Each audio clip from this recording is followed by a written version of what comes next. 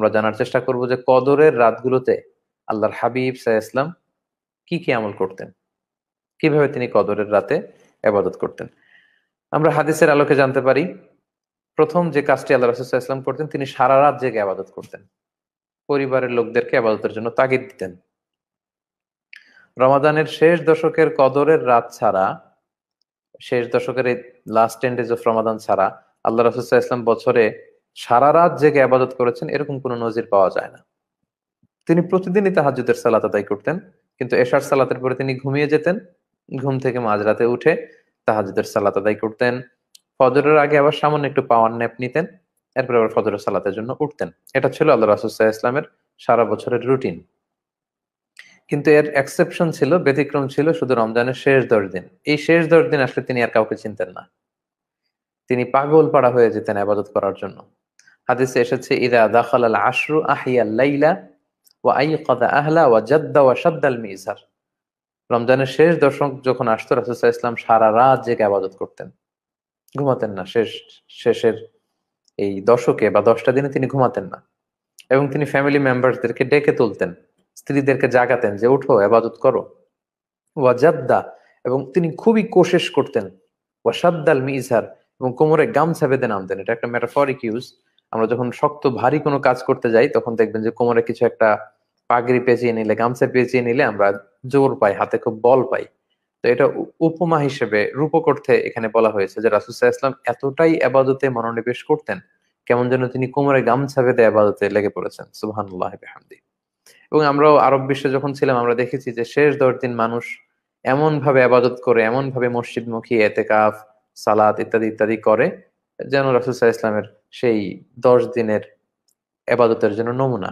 তিনি সারা রাত জেগে থাকতেন, ফ্যামিলি মেম্বারসদেরকে আবাদতের জন্য তাগিদ করতেন, এবং তিনি কোমরে গামছা বেঁধে আবাদতে নামতেন। তাহলে কদরের রাতে তিনি কি করতেন? প্রথম আমরা জানতে পারলাম তিনি সারা রাত জেগে আবাদত করতেন। 2 নাম্বার হচ্ছে আল্লাহ রাসূল সাল্লাল্লাহু আলাইহি ওয়াসাল্লাম রমজানের শেষ দশকে এতেকাফ করতেন। প্রতি বছর তিনি রমাদানের শেষের 10টি দিন এতেকাফ করেছিলেন। হাদিসে এসেছে যে আল্লাহ রাসূল সাল্লাল্লাহু আলাইহি ওয়াসাল্লাম যতদিন বেঁচে ছিলেন, মৃত্যুর আগ পর্যন্ত রমাদানের শেষ দশকে এতেকাফ করতেন। আল্লাহ রাসূল সাল্লাল্লাহু আলাইহি ওয়াসাল্লামের ইন্তেকালের পরে ওনার স্ত্রীরা এতেকাফ করত। সহিহ বুখারীতে এসেছে। সুনানে আবু দাউদের আরেকটি হাদিসে এসেছে যে রাসূল সাল্লাল্লাহু আলাইহি ওয়াসাল্লাম রমাদানের শেষ দশকে প্রতি বছর এতেকাফ করেছেন, শেষ দশকে। কিন্তু যেই বছর তিনি ইন্তেকাল করবেন ওই দিন তিনি 20 দিন এতেকাফ করেছিলেন। এটা এক্সেপশন। তার মানে তিনি যতদিন বেঁচে ছিলেন রমজানের শেষ 10 দিন এতেকাফ করতেন। যে বছর তিনি দুনিয়া থেকে বিদায় নিবেন ওই বছর তিনি 10 দিনের জায়গায় ডাবল 20 দিন এতেকাফ করেছিলেন সাল্লাল্লাহু আলাইহি ওয়াসাল্লাম।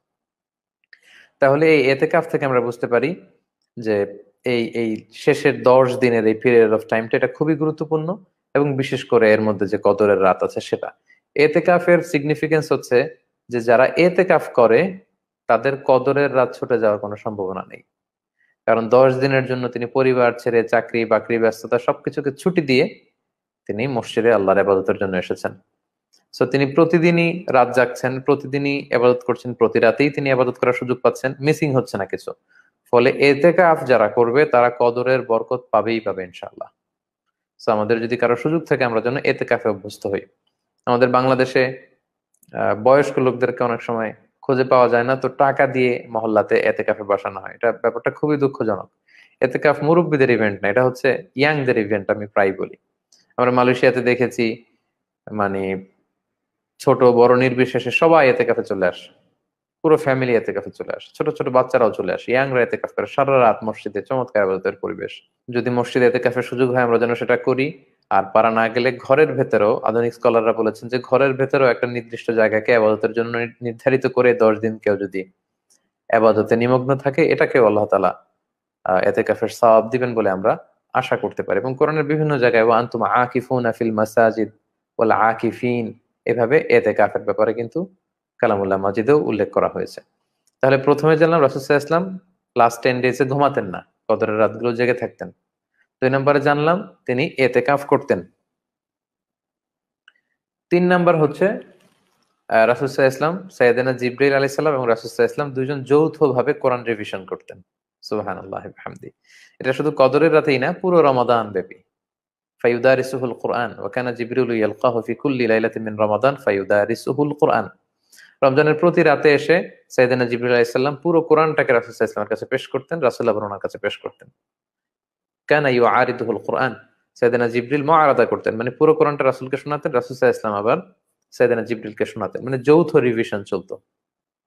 সারা বছর কি নাজিল হয়েছে, বিগত বছরগুলোতে যা নাজিল হয়েছে সবটা সাইয়েদনা জিবরিল আল্লাহ রাসূল সাল্লাল্লাহু আলাইহি ওয়াসাল্লামকে তেলাওয়াত করে শোনাতেন, আবার আল্লাহ রাসূল সাল্লাল্লাহু আলাইহি ওয়াসাল্লাম সাইয়েদনা জিবরিলকে তেলাওয়াত করে শোনাতেন।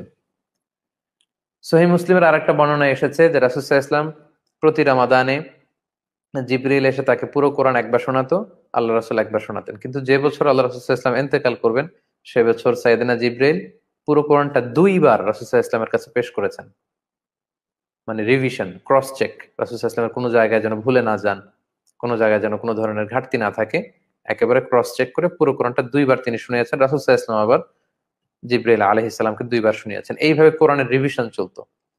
তাই আমরা বুঝতে পারি যে আমরা এই কদরের রাতগুলোকে কোরআন রিভাইজ এর রাত বানাতে পারি।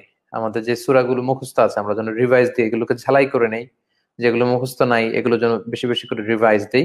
যেহেতু শাহরু রমাদান আল্লাযী উনজিলা ফীহিল কুরআন, রমাদান হচ্ছে এমন মাস যে মাসে কোরআন নাজিল হয়েছে, সো আমরা কোরআনকে যেন বেশি বেশি তেলাওয়াত করি, বেশি বেশি রিভিশন করি।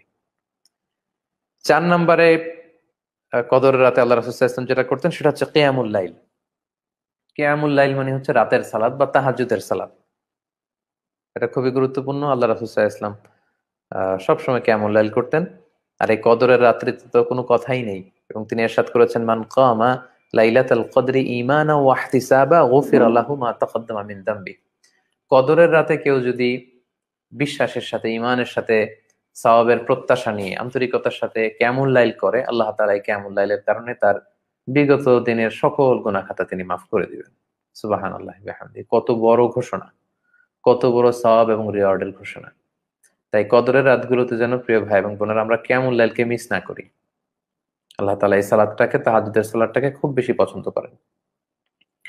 এই কদরের রাতগুলোতে রাসূল সাল্লাল্লাহু আলাইহি ওয়াসাল্লাম সারা রাত দাঁড়িয়ে, লম্বা সময় দাঁড়িয়ে তিনি কিয়ামুল লাইল করতেন। লম্বা, কত লম্বা এটা কল্পনাও করা যাবে না। সহিহ বুখারীর বর্ণনায় এসেছে যখন রাসূল